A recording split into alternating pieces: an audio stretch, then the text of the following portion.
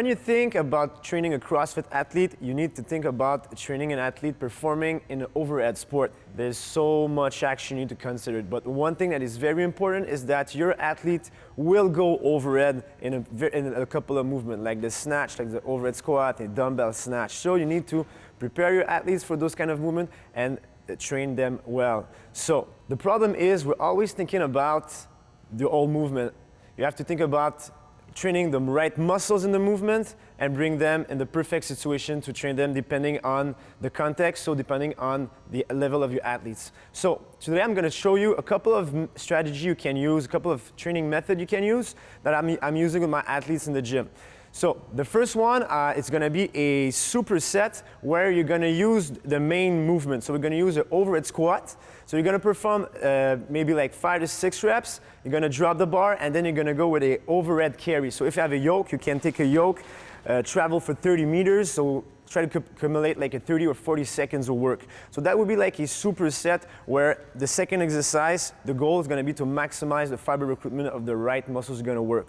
So the first movement, I'm going to take the bar with me. She's going to perform a overhead squat. So let's say we're going to try to work more, focus more on strength. I'm going to ask her to do like a 5 rep with maybe a 75, 80, 82.5% max. So I'm going to go for a 5 rep on this one. And keep in mind that that 5 reps is going to be a hard one because I'm focusing more on strength work. So after this one, she's going to need maybe a 15 seconds just to put down the bar on the rack. And then she's going to grab the yoke. So let's give her a little rest time in between, but not too much, because I want to stay in that window of opportunity where the strength training is going to be efficient. So she's going to grab the kettlebell as she's going to go for an overhead double kettlebell carry. And I'm going to try to work for a 30 to 40 seconds like this. She can make her way through 30 meters, going in front, back and forth. So again, if you have a yoke, that can be a super cool equipment to use also. A little bit more awkward for some people.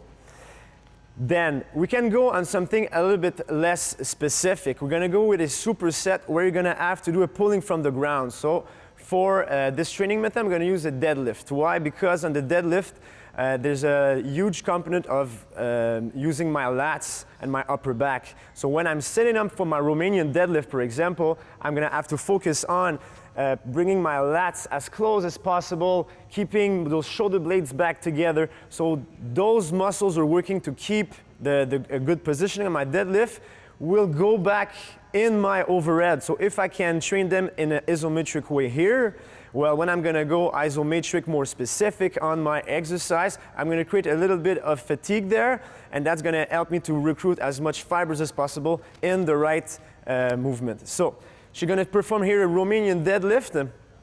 We're going to go for a 5 rep again. Let's say we're going to use again an 80% of your 1 rep max here.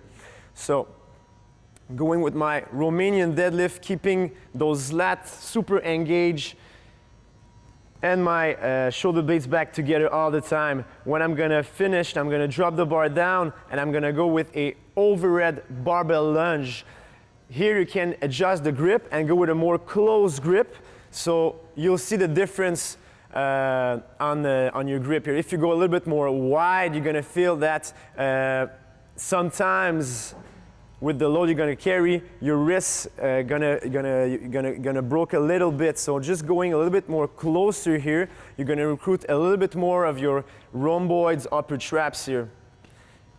Okay, perfect. And now you can go more unilateral and working much more as an imam, like if I want to work my skills. So what I could do here is just to isolate the overhead movement with 2 functional exercises like the Turkish get-up and the one-arm overhead dumbbell squat. So let's say I can do an imam with, for example, put a cardiovascular component on my first minute, let's say a 30 seconds calorie row. Then on the next one, I'm going to go for a 2 reps Turkish get-up from each side.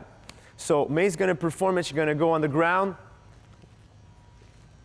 starting from that position here, focusing on pushing up my dumbbells and keeping my upper back engaged all the time on that movement. So 2 reps on this side, When I'm finishing that minute, I can go back on a cardiovascular component and go on an air bike or still on my calorie row and finishing up with a one-arm overhead dumbbell squat. Then, after a couple of minutes performing that EMOM here, you're gonna feel your upper back working a lot and getting way more stable on those overhead movements. So here's 3 strategies you can use in your training to optimize your overhead movement.